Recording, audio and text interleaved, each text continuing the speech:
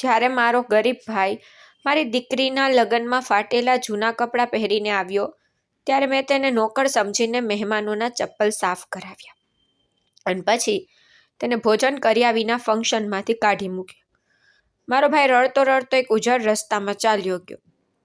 બીજા દિવસે એક પોલીસ ગાડી મારા ઘરે આવી અને ઇન્સ્પેક્ટરે મને એક ડાયરી અને ચેકબુક આપી.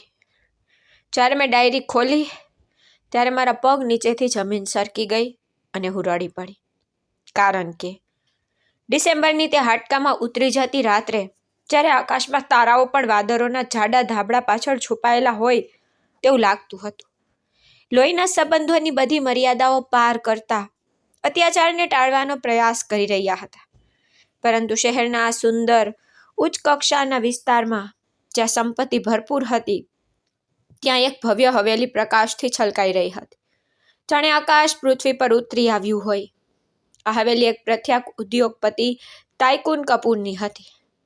જ્યારે તેમના એકમાત્ર પુત્રના લગ્ન સમારોહ ખૂબ જ ધામધૂમથી ચાલી રહ્યા હતા ત્યારે હવેલીના મુખ્ય દરવાજાની બહાર અંધારા અને શાંત વાતાવરણમાં એક માણસ ઠંડીમાં ધ્રુજી રહ્યો હતો. ફાટેલા જૂના ધાબળામાં પોતાને લપેટવાનો નિષ્ફળ પ્રયાસ કરી રહ્યો હતો. તે સુમિત હતો. આ સમારંભની દુલ્હન ઈશિતાના મામા અને મારો એકમાત્ર મોટો ભાઈ, જેમણે તેની બહેનને યુવાનીમાં તેના પિતા ગુમાવ્યા પછી પિતા તરીકે ઉછેરી. સુમિત લગભગ 45 વર્ષનો હતો, પરંતુ ગરીબી અને સમાજના ક્રૂર પ્રહારોથી કચડાઈને અકાળ વૃદ્ધાવસ્થાએ તેના ચહેરાને પકડી લીધો. તેના ગાલ ડૂબી ગયા હતા અને તેની આંખોની આસપાસ કાળા વર્તુળો તેની ઊંઘ ન આવતી રાતો ભૂખ અને વેદનાની સાક્ષી આપતા હતા. તેણે કુર્તો સલવાર પહેર્યો હતો. ગરીબીને કારણે તેનો રંગ ઝાંખો પડી ગયો હતો અને વિવિધ બિંદુઓ પરના બારીક ફાટ એ વાતનો પુરાવો હતા કે તે કેટલા વર્ષોથી તે પહેરી રહ્યો હતો. તેણે પ્લાસ્ટિકના ચપ્પલ પહેર્યા હતા જે તૂટેલા હતા. તે વાયરથી જોડાયેલા હતા, પરંતુ તેની ગરીબી હોવા છતાં તેની આંખોમાં એક વિચિત્ર ચમક હતી. એક મહાન યુદ્ધ પછી વિજયી માણસ જેવો તેજ. વારંવાર ધ્રુજતા હાથે તે તેના ઘસાઈ ગયેલા કમરના અંદરના ખિસ્સામાં શોધતો રહ્યો, જ્યાં તેણે તેની એકમાત્ર ભત્રીજી ઈશિતાના સુખ અને સન્માનની રક્ષા માટે બલિદાન આપેલું કંઈક છુપાવ્યું હતું. સુમિતનું હૃદય કૂદી પડ્યું. તેને યાદ આવ્યું કે કેવી રીતે જ્યારે અમારા માતા પિતા ગુજરી ગયા ત્યારે હું ફક્ત 10 વર્ષની હતી અને સુમિતે અભ્યાસ છોડી દીધો. મજૂર તરીકે કામ કરવાનું શરૂ કર્યું, જેથી મારી આંખોમાં ફરીથી આંસુ ન આવે. તેને મને તે ભૂખ્યો હોવા છતાં પણ ખવડાવી. તેણે મને નવા કપડાં ખરીદી આપ્યા અને પોતે જૂના કપડાં પહેરતો. તેણે મને મારા પોતાના માતા પિતાની જેમ ઉછેરી અને પછી મારા લગ્ન એક સારા પરિવારમાં ગોઠવ્યા, જ્યાં હું ધનવાન બની ગઈ અને ધીમે ધીમે મારા ગરીબ ભાઈને ભૂલી રહી હતી. પણ ભાઈનો પ્રેમ કેવી રીતે ઓછો થઈ શકે? આજે મારી દીકરીના લગ્ન હતા અને સુમિત તેની બહેનને આમંત્રણ આપ્યા વિના આવ્યો હતો, કારણ કે મામા પિતા જેવા હોય છે. આ વિચાર જ સુમિતને શક્તિ આપતો હતો. તે ગેટ તરફ દોડી ગયો, જ્યાં બોડીગાર્ડના ગણવેશમાં મજબૂત રક્ષકો હાથમાં હથિયારો લઈને ઊભા હતા. આવનારા મહેમાનોની ગાડીઓને સલામ કરી રહ્યા હતા. સુમિત સારી રીતે પ્રકાશિત હોલમાં પ્રવેશતા જ રક્ષકોની નજર તેના પર પડી અને તેમના ચહેરા પર ગુસ્સાના ભાવ દેખાયા. એક રક્ષકે તેને છાતી પર હાથ રાખીને રોક્યો. કડક શબ્દોમાં કહ્યું, "ઓ બાબા, તમે ક્યાં ઘૂસી રહ્યા છો? તમે જોયું નહીં કે અહીં લગ્ન ચાલી રહ્યા છે? આ અનાથ આશ્રમ નથી. અહીંથી નીકળી જાઓ અને પાછળના દરવાજા પાસે બેસ. જ્યારે ખોરાક બચશે ત્યારે તને થોડું ખાવાનું મળશે, પણ અંદર જવાની કોઈ જરૂર નથી." સુમિતને લાગ્યું કે તેનું આત્મસન્માન ડગમગી ગયું, પરંતુ તેની બહેનનો પ્રેમ જીત્યો.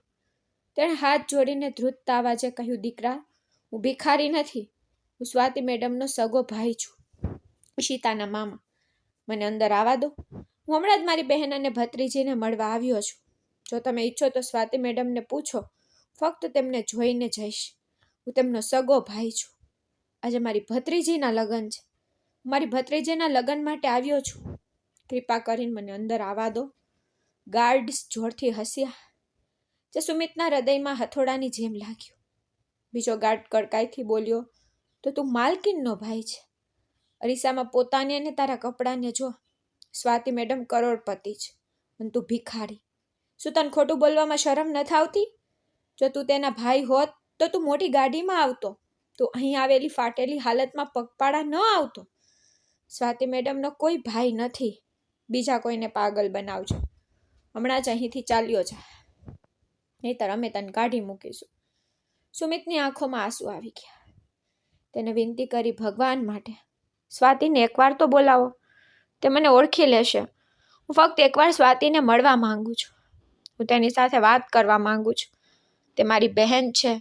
મેં તેને વર્ષોથી જોઈ નથી. આજે મારી ભત્રીજીના લગ્ન છે. તેમને મળવા આવ્યો છું. પ્લીઝ મને જવા દો. અવાજ જોરથી વધતો ગયો.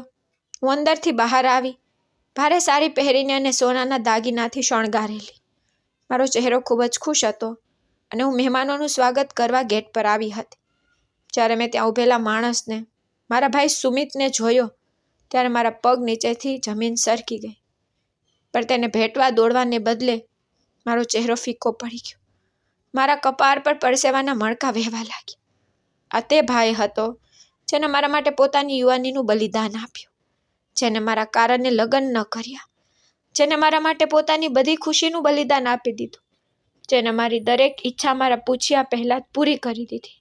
પણ આજે મેં તેનામાં મારો ભૂતકાળ અને મારું અપમાન જોયું. મેં ગભરાઈને આસપાસ જોયું કે શું મારા સાસરિયાઓ કે મારા અમીર મિત્રો આ જોઈ રહ્યા છે. મારા ભાઈ પ્રત્યેના પ્રેમને બદલે મારી આંખોમાં ડર અને શરમ હતી.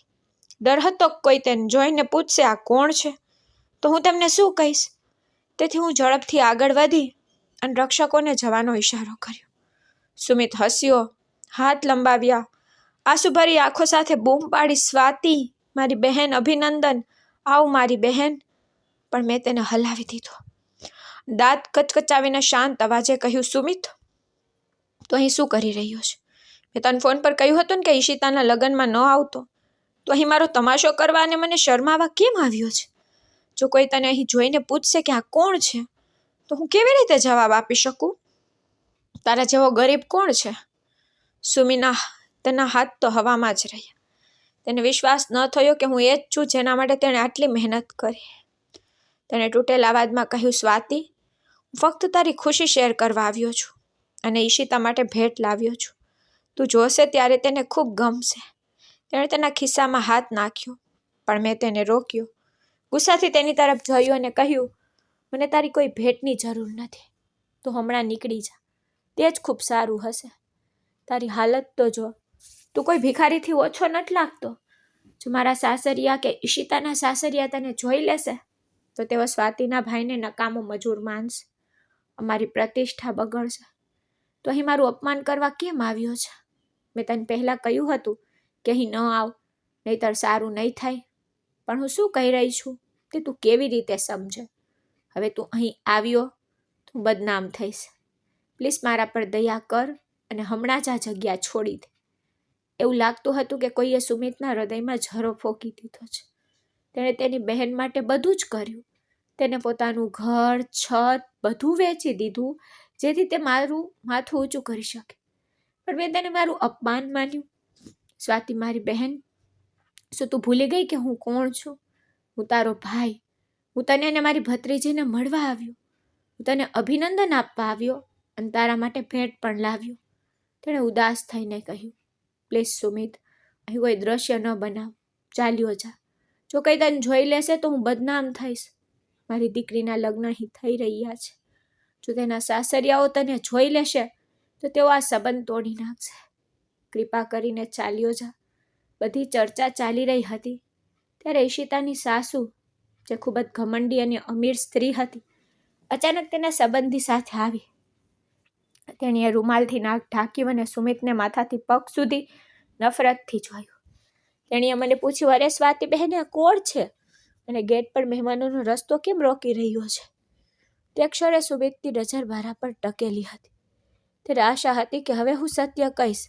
હવે હું કહીશ કે મારા પ્રિય ભાઈને કારણે જ હું આજે અહીં છું. તેણે મારી ખુશી સુનિશ્ચિત કરવા માટે પોતાની બધી ખુશીઓનું બલિદાન આપ્યું. જેણે મને અહીં દિવસ રાત એક કરી પછી લાવી. પણ મારા જવાબથી સુમિત રડી પડ્યો. મેં નકલી સ્મિત કર્યું તેની તરફ જોયું અને કહ્યું, અરે કંઈ નહીં બહેન, તે કોઈ નથી. અમારા ગામમાં એક વૃદ્ધ પરિવારનો નોકર છે. બાળપણથી જ અમારા ઘરમાં કામ કરતો હતો. ગરીબ માણસ છે, થોડો માનસિક રીતે અસ્થિર છે. તેના ભૂતપૂર્વ માલિકોની ખુશી વિશે સાંભળીને તે માથું ઊંચું કરીને દોડતો આવ્યો, જમવા માટે ઉત્સુક. સુમિત ચોંકી ગયો. તેને પોતાની બહેન તેને નોકર બનાવ્યો. તેણે તેને પાગલ કહ્યું. તેનો કાબુ જવા લાગ્યો. તે બૂમ પાડવા માંગતો હતો, સ્વાતિ, હું તારો ભાઈ છું, તારો સગો. મેં જ તને ખુશ રાખવા માટે બધું કર્યું. તું કહે તે પહેલાં જ મેં તારી ઈચ્છાઓ પૂરી કરી. પણ જ્યારે તેની આંખો મારી આંખો સાથે મળી ત્યારે તેણે એક વિનંતી જોઈ. એક વિનંતી, કૃપા કરીને મારું સન્માન બચાવ સુમિત. જેણે હંમેશા મારા માટે બલિદાન આપ્યું તે આજે જાગૃત થયા. તે માં જેટલો જ મજબૂત પ્રેમ. તેને વિચાર્યું કે જો મારી બહેનના સન્માનનું રહસ્ય મારી બદનામીમાં રહેલું હોય તો હું કોઈ પણ ઝેર પી લઈશ. તે મૌન રહ્યું. તેની આંખો નીચી કરી. ઈશિતાની સાસુએ તિરસ્કારથી કહ્યું, તો એ જ સત્ય છે. આ નોકરો તક જોતા જ આવી જાય છે. સારું, જો તે અહીં પહેલેથી જ છે તો તેને આ રીતે બેસવા ન દો. સફાઈ કામદારો થોડા આવ્યા છે અને મહેમાનોના જૂતા ધૂળથી ભળેલા છે. સ્વાતિ, તેને કહો કે તે દરવાજા પાસે બેસીને વરરાજા અને બધા મહેમાનોના જૂતા સાફ કરે. અને તેને કહો કે ચોરી ન કરે, નહીં તો આપણે તેને પોલીસને સોંપી દઈશું. તેને ઝડપથી કામ પર મૂકીને અંદર આવો. ચાલો અંદરની વ્યવસ્થા સંભાળીએ. મારી પાસે હવે કોઈ વિકલ્પ નહોતો. મેં મારું હૃદય પકડી રાખ્યું. સુમિત તરફ વળી. મારી આંખો કડક હતી. મેં આંગળીના ઈશારાથી સુમિતને આદેશ આપ્યો. સુમિત, મેડમ શું કરી રહી છે તે સાંભળ્યું? જા એ ખૂણામાં બેસ અને આ કપડું લઈ જા. સાવધાન, જો કોઈ ફરિયાદ મળશે તો આવનારા બધા મહેમાનોના જૂતા સાફ કરીશ અને ગાડીના ટાયરમાંથી ગંદકી દૂર કરીશ.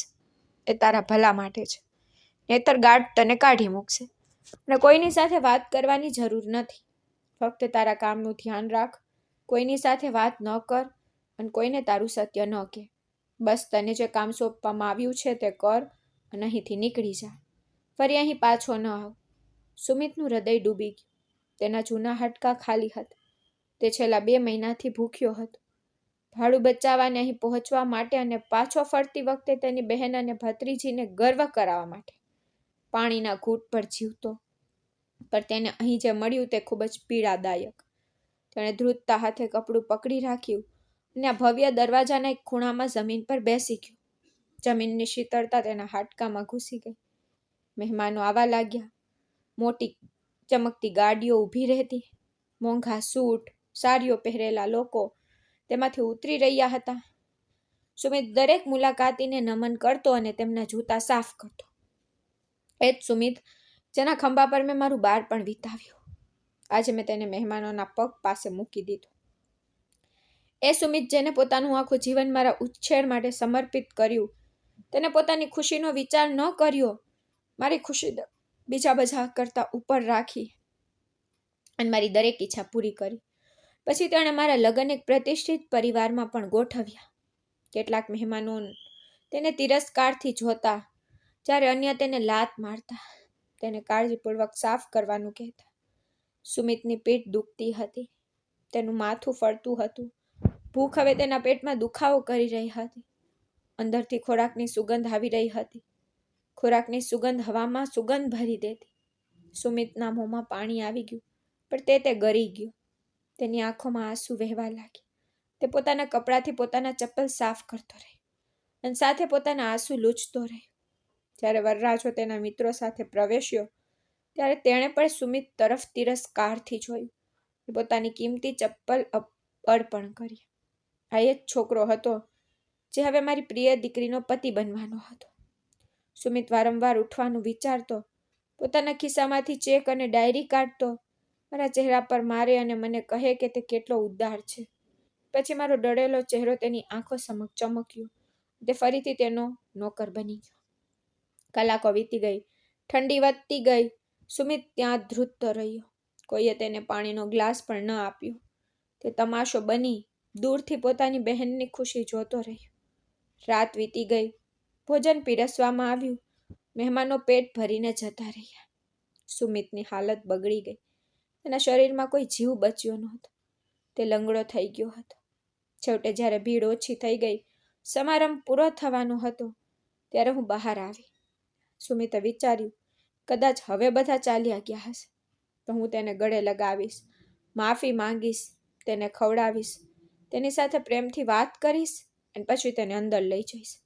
પણ મારો ચહેરો કડક રહ્યો. હું ઝડપથી સુમિત પાસે ગઈ, મારા પર્સમાંથી થોડી નોટો કાઢી, ભિખારીને ભિક્ષાની જેમ તેના પર ફેંકી ઝેરી અવાજે કહ્યું, તે આજે મારો મોટો દેખાવ કર્યો છે. સારું થયું કોઈને ખબર ન પડી કે તું કોણ છે. હવે આ પૈસા લઈને અહીંથી ચાલ્યો જા. અને સાંભળ, આ ઘર તરફ પર પાછું વળીને જોતો નહીં. જો મારી દીકરીના સાસરિયાઓને ખબર પડી જશે તો તેઓ સંબંધ તોડી નાખશે. જો આવું કંઈ થશે તો હું તને ક્યારેય માફ નહીં કરું. હવે શક્ય તેટલી વહેલી તકે અહીંથી નીકળી જા અને ફરી તારો ચહેરો ના બતાવ. અને હા, યાદ રાખજે કે તું મારા માટે મરી ગયો છે અને હું તારા માટે મરી ગઈ છું. આ સાથે મેં પાછળ ફરીને જોયું પણ નહીં અને અંદર ચાલી ગઈ. દરવાજો બંધ થઈ ગયો. સુમિત બહાર એકલો પડી ગયો. તેણે જમીન પર પથરાયેલી નોટો ઉપાડી નહીં. તેની આંખો સામે અંધારું છવાઈ ગયું.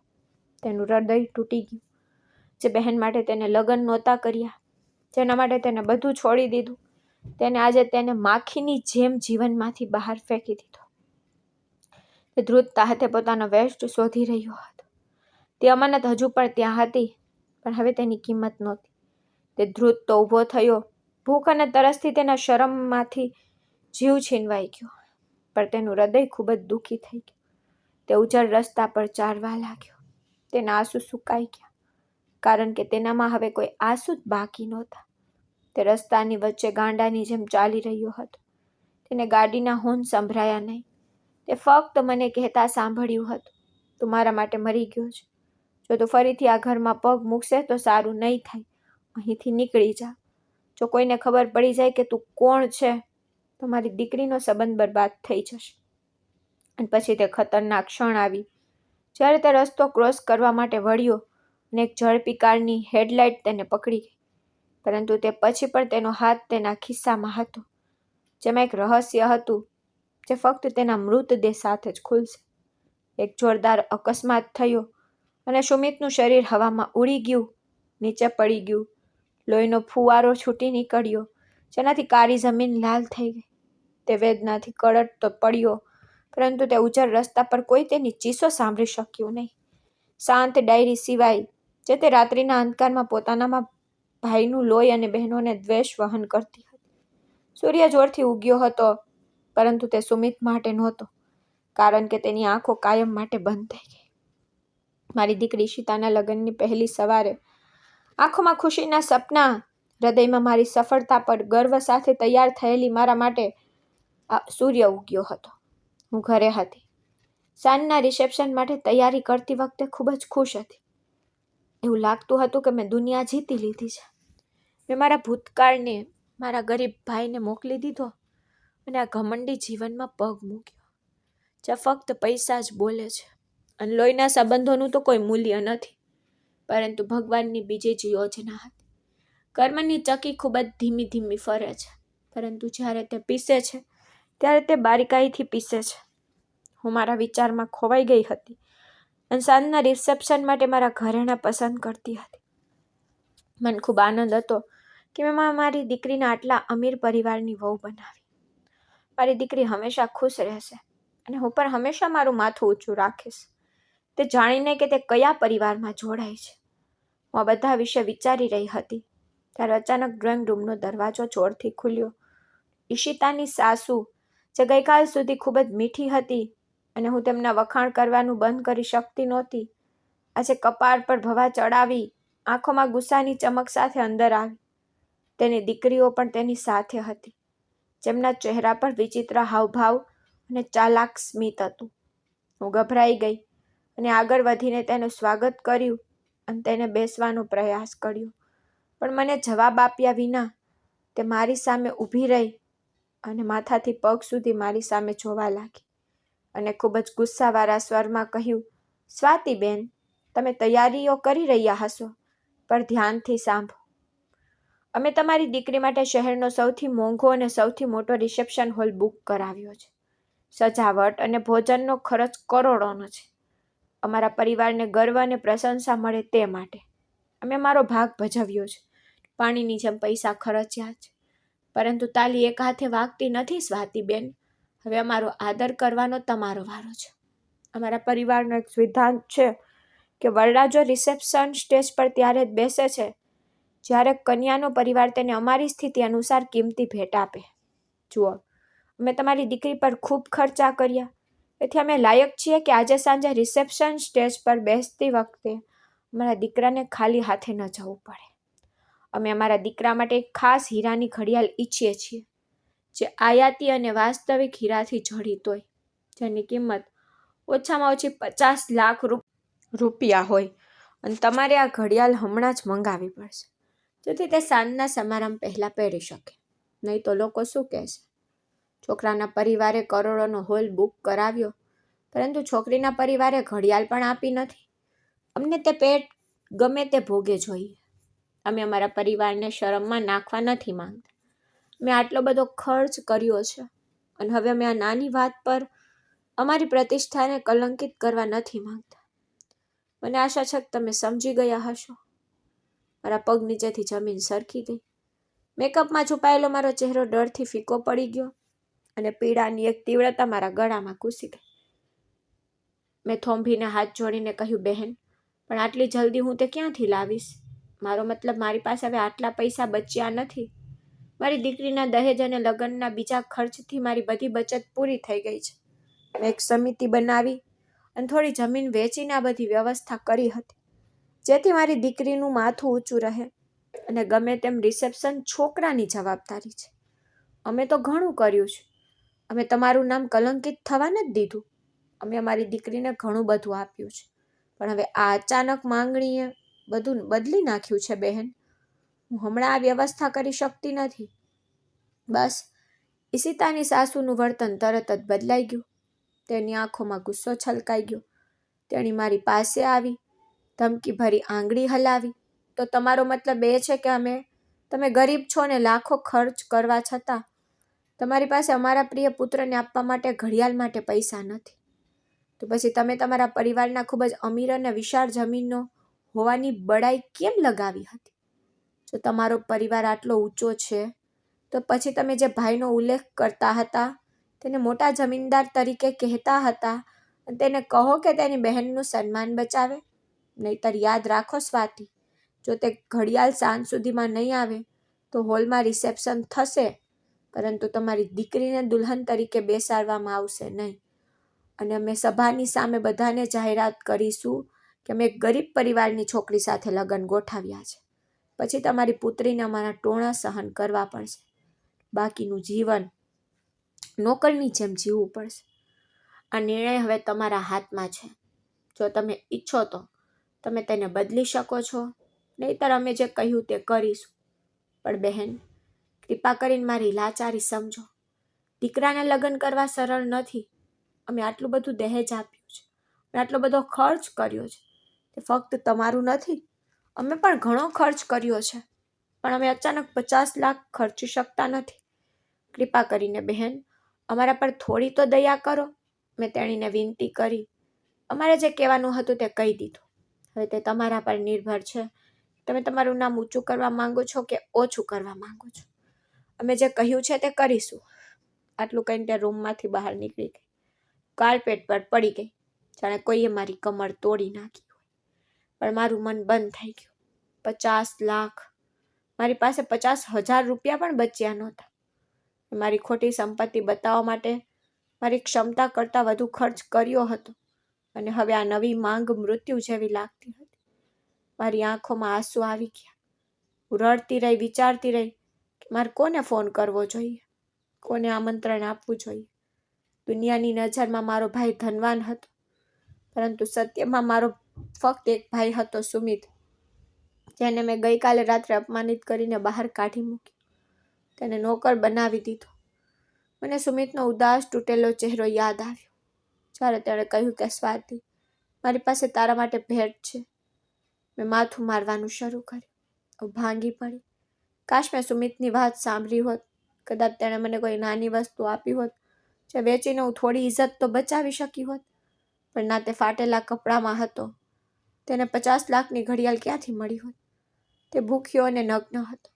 મારા વિચારો નિરાશ અને પસ્તાવા તરફ વહેતા હતા. પસ્તાવો હવે નકામો હતો. સમય ઝડપથી પસાર થઈ રહ્યો હતો. બપોર સાંજમાં ઓસરી રહી હતી. મારા વૈભવી ઘરમાં એક વિચિત્ર શાંતિ અને ભય છવાઈ ગયો. કારણ કે થોડા સમય પહેલા જ ઈશિતાની સાસુએ ફરીથી ફોન કર્યો. તેણે મારી બધી હિંમત ડગમગાવી નાખી. તેણીએ સ્પષ્ટપણે કહ્યું હતું કે જો હીરાની ઘડિયાળ નહીં આવે તો હોલમાં પગ મૂકવાની જરૂર નથી. અને અમે તમારું અપમાન કરવામાં 1 મિનિટ પણ બગાડીએ નહીં. અને તમે બરાબર જાણો છો તમારી પુત્રી સાથે કેવું વર્તન કરવામાં આવશે. તેથી તમને જેમ કહ્યું તેમ કરો. મારું મન શાંત થઈ ગયું. સોફા પર એકલી બેઠી છત તરફ જોતી હતી. ખૂબ જ ચિંતિત હતી કે હું આગળ શું કરીશ. મને કંઈ સમજાયું નહીં. જો મેં તેની વાત ન સાંભળી હોત તો કોણ જાણતું હતું કે તે મારી દીકરીનું શું કરશે. ઈશિતા પાર્લરમાં ગઈ. નોકરો બધે છુપાયેલા હતા.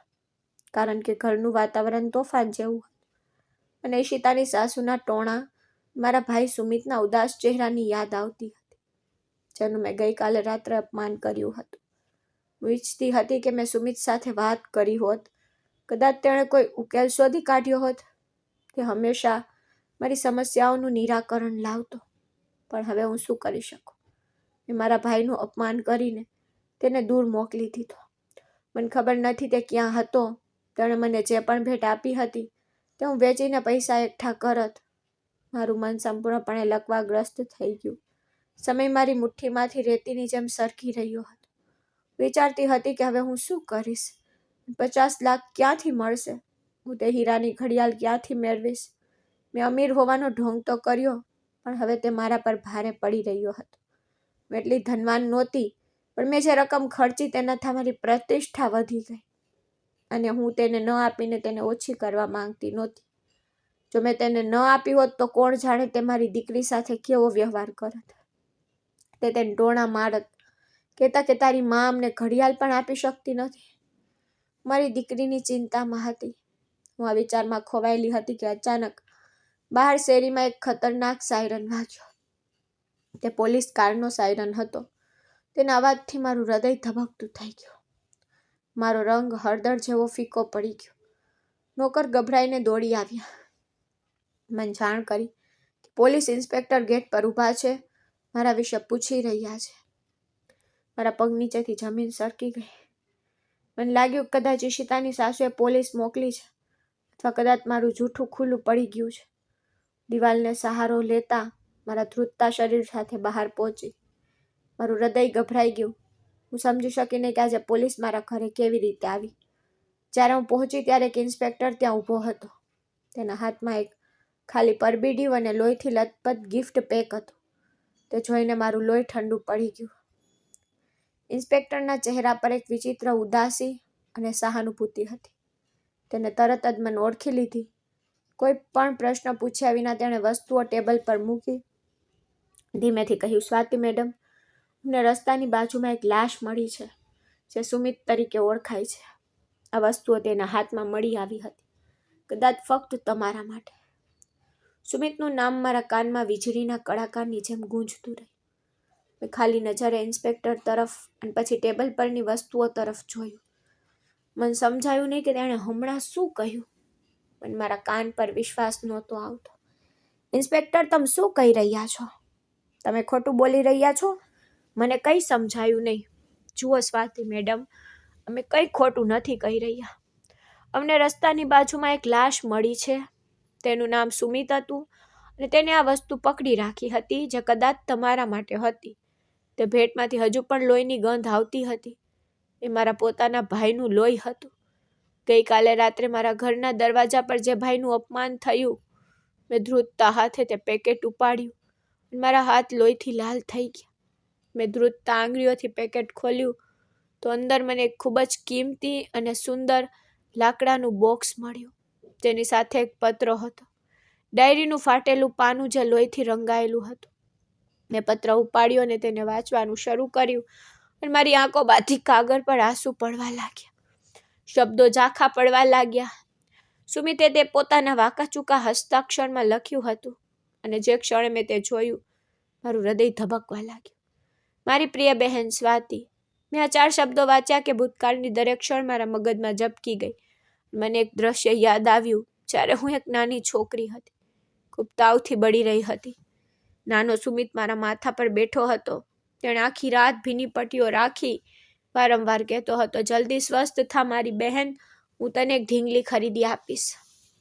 તેણે મારી ખૂબ કાળજી રાખી. તેને સંભાળ કારણે જ હું આટલી ઝડપથી સ્વસ્થ થઈ ગઈ.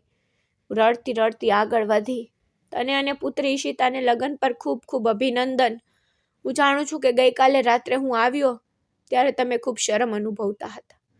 મારા કપડાં ગંદા હતા અને હું ભિખારી જેવો દેખાતો હતો. માફ કરજે બહેન, જો મેં તને કોઈ બદનામ કરી હોય. આ શબ્દોએ મારા હૃદયમાં તીક્ષ્ણતા ઠાલવી. મને યાદ આવ્યું કે મારા પિતાનું અવસાન થયું હતું અને ઘરમાં પૂરતો ખોરાક પણ નહોતો. ત્યારે સુમિતે તેનો સ્કૂલ યુનિફોર્મ ઉતાર્યો, ગેરેજમાં નાના છોકરા તરીકે કામ કરવાનું શરૂ કર્યું, જેથી હું શાળાએ જઈ શકું. તે આખો દિવસ કાળા તેલથી છુપાયેલો રહેતો. જ્યારે તે સાંજે ઘરે આવતો ત્યારે તે મને તેના ગંદા હાથમાં છુપાયેલી કેન્ડી આપતો અને કહેતો, ઢીંગલી, ચિંતા ના કર, તારો ભાઈ છે ને, તારે દુઃખી થવાની જરૂર નથી. ક્યારે એવું ના વિચાર કે તું એકલી છે. હું હંમેશા તારી સાથે રહીશ. તેને મારા માટે બધું જ કર્યું. આજે આ ભાઈએ માફી માંગી, કહ્યું કે તે મારા લાયક નથી. મેં હિચકી વચ્ચે પત્ર વાંચવાનું ચાલુ રાખ્યું. પર તને ખબર છે કે મેં લગ્ન નથી કર્યા, કારણ કે મને તારી ચિંતા હતી. જ્યારે તું નાની હતી તો પિતાના મૃત્યુ પછી મેં તને પરીની જેમ ઉછેરવાનું વચન આપ્યું હતું. મેં મારો અભ્યાસ છોડી દીધો, મજૂર તરીકે કામ કર્યું જેથી તું ભણી શકે. જ્યારે તારા લગ્ન થયા ત્યારે મેં તને એક અમીર પરિવારમાં મોકલી અને હું પાછળ હટી ગયો, જેથી મારી ગરીબી તારી ખુશીને ઢાંકી ન દે, જેથી તું મારા કારણે ક્યારેય બદનામ ન થાય. એટલા માટે મેં ક્યારેય તારો સંપર્ક કર્યો નહીં. હું તારાથી દૂર રહ્યો. મેં વિચાર્યું કે તારી નજીક ન જવું સારું છે. મારા લગ્ન થવાના હતા ત્યારે દિવસ મારી નજર સામે ચમક્યો અને સુમિત મને દહેજ આપવા માટે પોતાની છેલ્લી જમીનનો અડધો ટુકડો વેચી તે ભાડાના ઘરમાં રહેવા ગયો. લગ્નના દિવસે તે મહેમાનોથી છુપાઈ રહ્યો હતો, જેથી કોઈ પૂછે નહીં કે કન્યાનો ભાઈ મજૂર કેમ છે. આજે તેણે એ જ વાતનું પુનરાવર્તન કર્યું. તેણે મારા લગ્નનું આયોજન ખૂબ જ ભવ્ય રીતે કર્યું હતું, પરંતુ તે પોતે મારા સાસરિયાઓ સામે વધારે આવ્યો નહોતો. તેણે ગુપ્ત રીતે લગ્નની બધી વ્યવસ્થાઓનું નિરીક્ષણ કર્યું હતું. તેણે મને બધું જ આપ્યું હતું. પત્રના છેલ્લા શબ્દોએ મને સંપૂર્ણપણે ભાંગી નાખી. પરંતુ ગઈકાલે જ્યારે મને ખબર પડી કે ઈશિતાના લગ્ન થઈ રહ્યા છે ત્યારે મારું હૃદય ડૂબી ગયું. મેં વિચાર્યું કે હું ખાલી હાથે કેવી રીતે જઈ શકું. મારી પાસે કંઈ નહોતું આ જૂના ઘર સિવાય, જે મારા પિતાનું છેલ્લું સ્મૃતિચિહ્ન. મેં તે ઘર વેચી દીધું સ્વાતિ. આ એ જ ઘર જ્યાં મેં બાળપણમાં રમતા, જ્યાં લોનમાં વૃક્ષો હતા, જેની છાયામાં મેં આખો ઉનાળો વિતાવતા. મેં તે બધું વેચી દીધું. મેં મારી છત વેચી દીધી, મારું ઘર વેચી દીધું, જેથી હું મારી ભત્રીજીના વરરાજા માટે આ ભેટ ખરીદી શકું. કારણ કે મેં સાંભળ્યું છે કે તારા સમધી ખૂબ જ ધનવાન છે અને તેમને હીરા ખૂબ જ ગમે છે. તેથી મેં મારી આખી જિંદગીની બચતથી આ ઘડિયાળ ખરીદી, જેથી તારી દીકરીના સાસરિયાના ઘરમાં તને ઊંચું સ્થાન મળે. મેં આ ઘડિયાળ પર મારી પાસે જ કંઈ હતું તે બધું ખર્ચીને તારી પાસે આવ્યો હતો. મેં ખૂબ જ દુઃખ સાથે ટેબલ પરના બોક્સનું ઢાંકણ ખોલ્યું તો અંદર નરમ વાદળી કાપડ પર હીરાની ઘડિયાળ જે ચમકતી હતી તેની તેજસ્વી તમામ સ્મૃતિની સુમિતની આખી જિંદગીની બચત સમાયેલી હતી. આ ઘડિયાળ નહોતી, આ સુમિતનું ઘર હતું. આ તેની છત હતી, વૃદ્ધાવસ્થામાં તેનો સહારો હતો. તે હતું જે તેણે મારા ખોટા અભિમાન માટે બલિદાન આપ્યું. સુમિતના લોહીનો ડાઘ ઘડિયાળના કાચ પર જામી ગયો હતો, જે ચીસો પાડીને રડતો રહ્યો, જેનાથી હું દુઃખી થઈ ગઈ. મેં પત્રના છેલ્લા શબ્દો વાંચ્યા. જ્યારે હું દરવાજા પર પહોંચ્યો, તે મને ઓળખવાનો ઇનકાર કર્યો અને મને નોકર કહ્યો ત્યારે મારું હૃદય 1000 ટુકડા થઈ ગયું. પણ મેં તારી આંખોમાં ડર જોયો. હું સમજી ગયો કે તું તારી ઇજ્જત બચાવવા માંગે છે. તેથી મેં શાંતિથી ચપ્પલ સાફ કરવાનું શરૂ કર્યું. હું તને સત્ય કહું છું સ્વાતિ, જ્યારે હું તારા મહેમાનોના ચપ્પલ સાફ કરી રહ્યો હતો ત્યારે મને મારા અપમાનનું દુઃખ નહોતું. મને ખુશી હતી કે હું તારા માટે ઉપયોગી થઈ રહ્યો છું. દરેક ચપ્પલ સાફ કરતી વખતે મેં ભગવાનને પ્રાર્થના કરી કે મારી બહેનનું જીવન સારું બને. જ્યારે તે મારા પર પૈસા ફેંક્યા અને મને બહાર કાઢી મૂક્યો ત્યારે હું ત્યાંથી ચાલ્યો ગયો, કારણ કે હું નહોતો ઈચ્છતો કે હું તારા સંબંધોને બગાડું. હું જઈ રહ્યો છું સ્વાતિ, હંમેશા માટે. બસ આ છેલ્લી ભેટ લઈને ઈશિતાને કહે કે તેના મામા ગરીબ હોઈ શકે છે, પણ તેઓ નિર્ધાર નહોતા. આ ઘડિયાળમાં મારા જીવનનો દરેક શ્વાસ સમાયેલો છે. ભૂખ્યો અને તરસ્યો હતો, પણ હું ખુશ હતો કે મેં મારી બહેનનું સન્માન જાળવી રાખ્યું. મેં આ ઘડિયાળ મારા પૂરા દિલથી ખરીદી છે. મારી આખી જિંદગીની બચતનો ઉપયોગ કરીને તેને ક્યારેય બગાડશે નહીં. મારું આખું જીવન છે, આ મારું ઘર છે. હું જઈ રહ્યો છું સ્વાતિ. તારી અને ઈશિતાની સંભાળ રાખજે મારી પ્રેરી બહેન. તારો પ્રિય ભાઈ સુમિત. મારા ગળામાંથી એક ચીસ નીકળી ગઈ, જમીન પર પડી ગઈ. મેં પત્ર મારી છાતી પર પકડી લીધો અને રડી પડી. ગઈકાલે રાત્રે જ્યારે હું સુમિત પર પૈસા ફેંકી રહી હતી ત્યારે મને સુમિતની આંખોમાં જે દુખાવો થયો તે યાદ આવ્યો. તે ખૂબ થાકી ગયો હતો. તે ખૂબ જ પીડામાં હતો. તે ભૂખ્યો હતો. તેણે 2 દિવસથી કંઈ ખાધું નહોતું. મેં તેને એક ગ્લાસ પાણીનું પણ પૂછ્યું નહીં. મેં તેને નોકર બનાવી દીધો અને ક્યારેય તેને પ્રેમનો એક શબ્દ પણ બોલ્યો નહીં. તે ચપ્પલ સાફ કરતો રહ્યો જ્યારે હું અંદર મહેમાનો સાથે હસતી રહી, ભોજનની સુગંધ લેતી રહી. મેં તેને ખૂબ પીડા આપી. મારા ભાઈની આ હાલત મારા કારણે થઈ. મેં મારા વાળ નાખવા માંડ્યા. મેં મારી જાતને શ્રાપ આપ્યો. વિચાર્યું કે હું કેમ મરી ન ગઈ. મેં મારા ભાઈને હીરા માટે વેચી દીધો. મેં મારું લોહી પથ્થરો માટે વેચી દીધું. આ 50 લાખની ઘડિયાળ નથી. આ મારા ભાઈનું જીવન છે. આ મારા ભાઈનું મૃત્યુ છે જે મારા પોતાના હાથે થઈ ગયું છે. મેં આ શું કર્યું? મારા ભાઈ, મને માફ કર.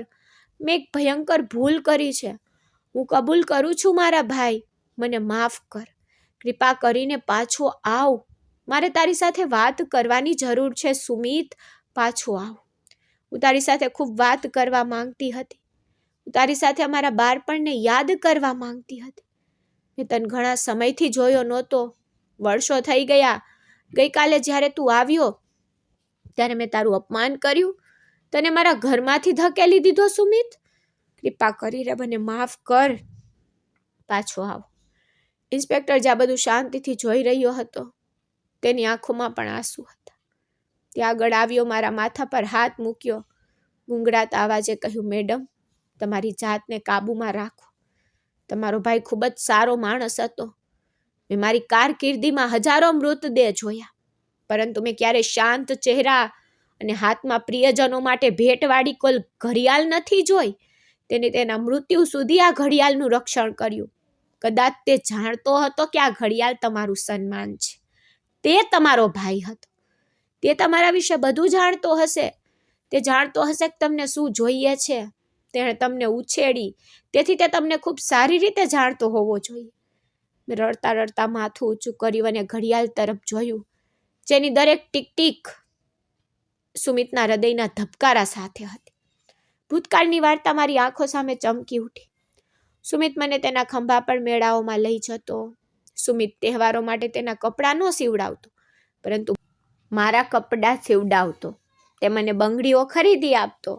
સુમિત તેની યુવાનીમાં વૃદ્ધ થઈ રહ્યો હતો, જેથી હું મારામાં ખુશ રહી શકું. પછી ગઈકાલે રાત્રે તે છેલ્લું દ્રશ્ય, જ્યારે તે અંધારામાં ગયો અને મેં પાછળ ફરીને જોયું પણ નહીં. મેં વેદનામાં બૂમ પાડી, સુમિત, મેં શું કર્યું? તે મારા ખોટા સન્માન માટે તે તારું સાચું જીવન છોડી દીધું. હું તારા પગ નીચેની ધૂળ પણ નહોતી ભાઈ. તે મને કેમ ન કહ્યું કે તે ઘર વેચી દીધું છે? હું આવા લગ્નને બરબાદ કરી નાખત. હું તે સાસરિયાઓને જમીન પર બાળી નાખત. હું તને ઈચ્છતી હતી ભાઈ, હું તને ઈચ્છતી હતી. કૃપા કરીને માફ કર. મારું રડવું એટલું તીવ્ર હતું, ઘરની દિવાલો પર ધ્રુજી ગઈ. પણ પસ્તાવાનો સમય વીતી ગયો. સુમિત ચાલ્યો ગયો, ફક્ત તેનું નિશાન જ રહ્યું. એક નિશાન જે હવે મારા માટે કસોટી બની ગયું. ધ્રુજતા હાથે મેં લોહીથી લથપથ ઘડિયાળ ઉપાડી. તેના પર સુમિતના લોહીની ગંધે મારા અંદર તૂટેલા વ્યક્તિત્વને સંપૂર્ણપણે જગાડી દીધો. હું હવે સ્વાતિ રહી ન હતી, હું સુમિતની બહેન બની ગઈ હતી. મેં મારી આંખોમાંથી આંસુ લૂછી નાખ્યા અને એક ઝાટકા સાથે ઊભી થઈ ગઈ. મારી આંખોમાં દુઃખની સાથે આગ પણ હતી. બદલાની આગ નહીં પણ સત્યની. મેં નક્કી કરી લીધું કે હું આગળ શું કરીશ. મેં ઇન્સ્પેક્ટર તરફ જોયું અને કહ્યું, ઇન્સ્પેક્ટર સાહેબ, તમે સાક્ષી બનો. આજે પણ મારો ભાઈ જીત્યો, હું હારી ગઈ, પણ હવે હું તેની જીતની ઉજવણી કરીશ. હું આ ઘડિયાળને તેને જગ્યાએ લઈ જઈશ જ્યાં તેનું અપમાન થયું, અને દુનિયાને કહીશ કે મજૂરનું હૃદય રાજા કરતાં મોટું હોય છે. બધાને કહીશ કે ગઈકાલે રાત્રે મારા ભાઈનું અપમાન થયું હતું અને મેં જ તેનું અપમાન કર્યું હતું. હું તેનું સત્ય ઉજાગર કરીશ, તેની જીતની ઉજવણી કરીશ. મેં ઘડિયાળ મારી મુઠ્ઠીમાં પકડી દરવાજા તરફ પ્રયાણ કર્યું. બહાર સાંજ પડી ગઈ હતી, પણ મને હવે અંધારાનો ડર નહોતો, કારણ કે મારી પાસે મારા ભાઈના લોહીનો પ્રકાશ હતો. લગ્ન મંડપ આનંદ અને રોશનીઓના વાવાઝોડાથી ગુંજી ઉઠ્યો. હાસ્ય અને મોંઘા પરફ્યુમથી હવા ભરાઈ ગઈ. ઈશિતા સ્ટેજ પર દુલ્હન તરીકે બેઠી હતી. તેની બાજુમાં હસતી હતી. વરરાજો શેરવાની પહેરેલો હતો. આ દરમિયાન ઈશિતાની સાસુ અને નણંદો ગર્વિત વ્યક્તિઓની જેમ બાજુની ખુરશીઓ પર બેઠી હતી, સતત દરવાજા તરફ જોતી હતી, મારા પાછા આવવાની રાહ જોતા. સાસુના ચહેરા પર વિજયી સ્મિત હતું.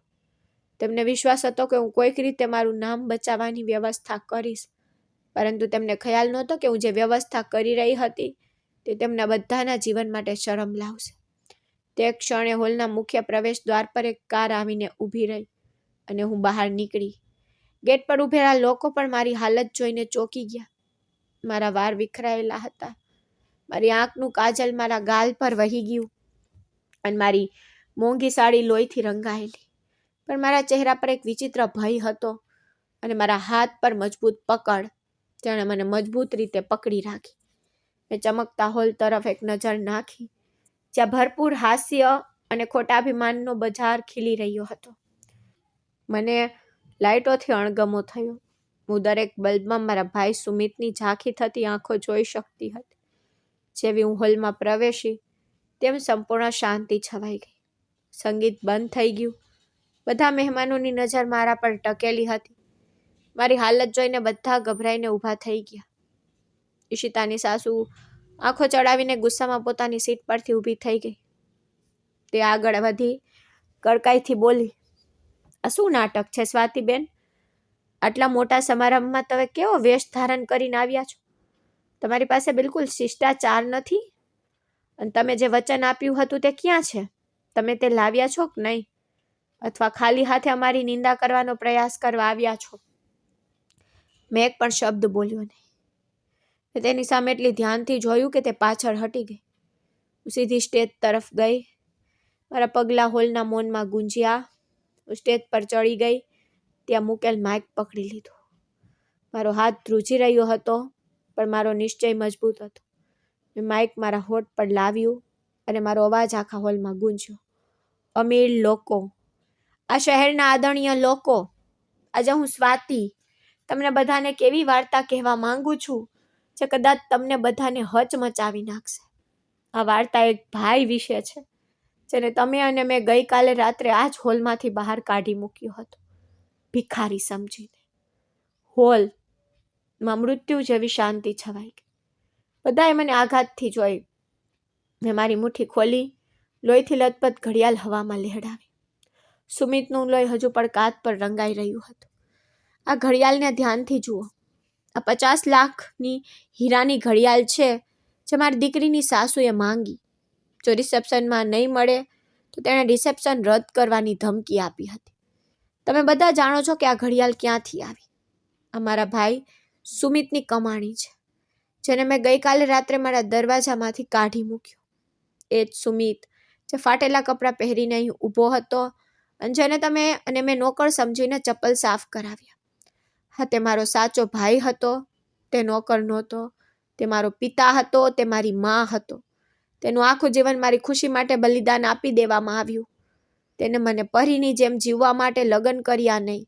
અને ગઈકાલે જ્યારે તેને ખબર પડી કે મારી દીકરીના સાસરિયાઓ ખૂબ જ ધનવાન છે, ત્યારે તે ગરીબ માણસે તેનું એકમાત્ર આશ્રય, તેનું પૂર્વજોનું ઘર વેચી દીધું. તેણે તેની પાસે જે કંઈ હતું તે બધું વેચી દીધું, જેથી તે તમારી લોભી માંગણી પૂરી કરી શકે. તે આ ઘડિયાળ લાવ્યો, પણ દુઃખી સંપત્તિના નશામાં એટલી આંધળી થઈ ગઈ કે મેં તેને ઓળખવાનો ઇનકાર કરી દીધો. મેં તેના મેલા કપડાં જોયા પણ તેનું શુદ્ધ હૃદય નહીં. મેં તેને તમારા ચપ્પલ સાફ કરાવ્યા અને તેણે તે શાંતિથી કર્યું, કારણ કે તે મારું સન્માન બચાવવા માંગતો હતો. તે ભૂખ્યો હતો, તરસ્યો હતો, તેણે 2 દિવસથી કંઈ ખાધું નહોતું, છતાં તેને ફરિયાદ ન કરી. તે એક ભાઈ હતો જેણે તેની બહેનને ઉછેરવા માટે બધું જોખમમાં મૂક્યું. તેને પોતે અભ્યાસ ન કર્યો પણ તેને મને શિક્ષિત કરી. તેને પોતાની કોઈ ઈચ્છા પૂરી ન કરી, પરંતુ માંગુ તે પહેલાં જ તેણે મારી દરેક ઈચ્છા પૂરી કરી. તેને ક્યારેય પોતાના માટે કપડાં ન બનાવ્યા, પણ તેને મને ક્યારેય જૂના કપડાં ન પહેરવા દીધા. આ ગઈકાલે જે માણસ આવ્યો હતો, ચપ્પલ સાફ કરી રહ્યો હતો, તે મારો ભાઈ હતો. અને જ્યારે તે ચાલ્યો ગયો ત્યારે તેનું રોડ અકસ્માતમાં મૃત્યુ થયું. મારું ગળું રૂંધાઈ ગયું. મારા ચહેરા પર આંસુ વહી ગયા. રડતા રડતા કહ્યું, તે મરી ગયો. તેના મૃત્યુ સુધી તેણે આ ઘડિયાળને તેની મુઠ્ઠીમાં પકડી રાખી. તેના હાડકાં તૂટી ગયા, પણ તેને તમે આપેલી શરત તોડી નહીં. હીરાથી જડેલી આ ઘડિયાળ કઈ વસ્તુ નથી. તે મારા ભાઈના થીજી ગયેલા આંસુ છે. અને તેના પટ્ટા પર લાલ નિશાન રંગ નથી, તે તેનું લોહી છે. તે તેનું જીવન છે, તે તેની આખી કમાણી છે. વરરાજા પાસે ગઈ, જે શરમથી માથું નમાવીને બેઠો હતો. મેં તેને ઘડિયાળ આપીને કહ્યું, લે બાળક, આ તારી પહેલી ભેટ છે. તેને તારા કાંડા પર પહેર અને આનંદથી સમય જો. પણ યાદ રાખ, જ્યારે પણ તું આ ઘડિયાળ પરનો સમય જોશે ત્યારે તને મારો ભાઈ યાદ આવશે, જેને તારા ચપ્પલ સાફ કર્યા અને જેનું લોહી તને આજે અહીં લાવ્યું. તેને પહેર. આ દુનિયાની સૌથી મોંઘી ઘડિયાળ છે, કારણ કે તેની કિંમત માનવ જીવન છે. આખો હોલ અંધાધૂંધીમાં ગુંજી ઉઠ્યો. સ્ત્રીઓ રડવા લાગી. પુરુષના માથા શરમથી ભીંજાઈ ગયા. ઈશિતાની સાસુ અને નણંદ, જે થોડી વાર પહેલા ગર્વથી બેઠી હતી, જમીન પર લથડી રહી હતી. તેમનો ગર્વ તૂટી ગયો. મેં ઈશિતાના માથા પર હાથ મૂક્યો અને કહ્યું, મારી દીકરી, આજે તારા મામાએ તને એવું દહેજ આપ્યું છે જે દુનિયાનો કોઈ રાજા પોતાની દીકરીને આપી શકતો નથી. તારું ઘર સ્થાપવા માટે તેણે પોતાનો જીવ આપ્યો. હવે ઘરે જા ને ખુશ રહે. પણ એક વાત યાદ રાખજે કે તારા ભૂતકાળને ક્યારેય ભૂલતી નહીં, અને કોઈ ગરીબ વ્યક્તિને તેમના ફાટેલા કપડાં જોઈને ક્યારેય નફરતથી ન જોતી, કારણ કે કદાચ તે ફાટેલા કપડાં નીચે છુપાયેલો એક સારો વ્યક્તિ છે, જેની ધૂળ આપણા પગ નીચેની ધૂળ કરતાં પણ વધુ કિંમતી છે. આ સાથે હું સ્ટેજ પરથી ઉતરી ગઈ. મારા પગલાં ડગમગી ગયા, પણ હવે તૂટી ન ગઈ. મેં મારા ખોટા અભિમાનને સંપૂર્ણપણે દૂર કર્યું. સીધી દરવાજા તરફ ગઈ. મને હવે કોઈની પરવા નહોતી. મારે મારા ભાઈ પાસે જવું હતું. મારે તેના ઠંડા શરીરને ભેટીને માફી માંગવી હતી. હોલમાં બધા આદરપૂર્વક ઊભા હતા, પણ મેં પાછળ ફરીને જોયું નહીં. હું તે પ્રકાશને કાયમ માટે છોડીને મારા ભાઈનું શરીર જ્યાં પડેલું હતું, અંધકાર તરફ જઈ રહી હતી. મને લાગ્યું કે સુમિત મારો હાથ પકડીને સ્મિત કરીને કહે કે સ્વાતિ, તું જીતી ગઈ. તે જતો રહ્યો પછી પણ સુમિતે મને શીખવ્યું કે સંબંધો અને પ્રેમનું મહત્વ દુનિયાની બધી સંપત્તિ કરતાં વધારે છે. વ્યક્તિની સાચી ઓળખ તેમના કપડાં કે બેંક બેલેન્સમાં નથી, પરંતુ તેમના હૃદય અને તેમની ઓળખમાં છે. આપણે ઘણીવાર સમાજના જૂઠાણા, લોકો શું કહેશે તેના ડરથી આપણા પોતાના લોહીને નકારી કાઢીએ છીએ. આપણે તેમની ગરીબીને આપણું અપમાન માનીએ છીએ, પણ આપણે ભૂલી જઈએ છીએ કે ગરીબ સગાના હૃદયમાં જે આદર અને પ્રેમ હોય તે સ્વાર્થી અમીર લોકોમાં ક્યારેય મળતો નથી. પસ્તાવો વ્યક્તિને અંદરથી ખાઈ જાય છે. તેથી તેમના જીવનમાં સંબંધોની કદર કરો. ખૂબ મોડું થાય તે પહેલાં, અને તમારી પાસે ફક્ત લોહીથી લથપથ ઘડિયાળ અથવા યાદો જ બાકી રહે તે પહેલાં. સાચી શાંતિ તમારા સત્યને સ્વીકારવામાં રહેલી છે, ભલે તે સત્ય ગમે તેટલું કડવું હોય. મિત્રો, મને આશા છે કે તમને અમારી વાર્તા ગમી હશે. જો તમને વાર્તા ગમી હોય તો વિડીયોને લાઇક કરો. જો તમે ચેનલ પર નવા છો તો ચેનલને સબસ્ક્રાઈબ કરો અને આ નોટિફિકેશન બેલને જરૂરથી દબાવો, જેથી તમને આગળની અપડેટ પહેલાં મળી રહે. ધન્યવાદ.